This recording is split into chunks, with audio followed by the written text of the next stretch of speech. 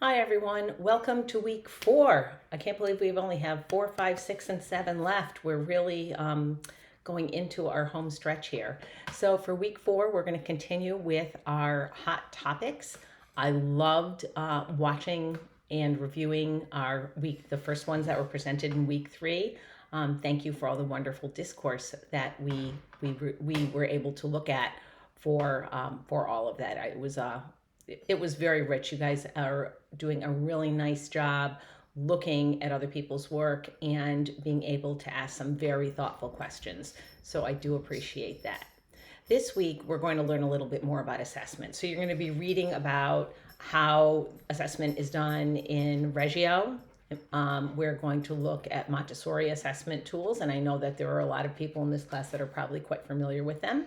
You're going to take a look at the Plan, Do, Review assessment that HighScope offers.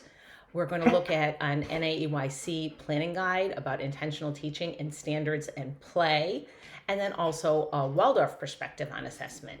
And I gave you the websites for HighScope and eClick, which again is the Head Start Knowledge Center through Health and Human Services about child screening and assessment. So hopefully that will help you with the assignment. So this assignment, please do not panic. I know I've had other people panic when I say do a mind map. A mind map should not be a difficult thing to do.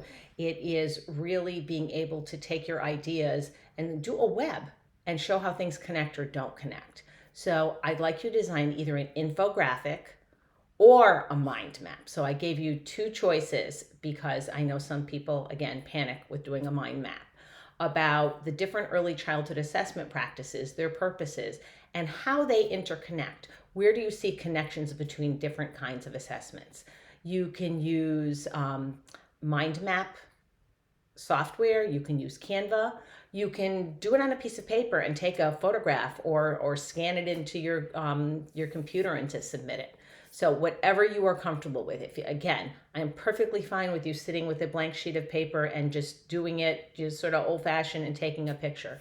However you're most comfortable. What I really want to see is that you should be making those connections about what is alike between those different kinds of assessments. You do need to include references and citations. So in your mind map, you should have citations next to your bubbles or in your infographic. And then you can submit your references as a separate document when you submit your assignment. I hope that's clear. And I hope that you don't mind doing this from a perspective of rather than just having you sort of spit back facts about assignments, really taking a more expansive look at how things fit together.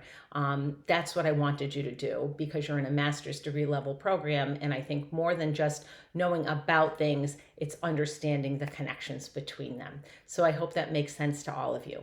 One last reminder, if it is your week to do a hot topic presentation, please post it by the end of the day on Tuesday to give your classmates much opportunity to watch your presentations or explore your webpage and respond back to it in Blackboard. Very, very important. And also very important is to upload a final copy of your hot topic presentation into week 7 because that's where you're going to receive your grade.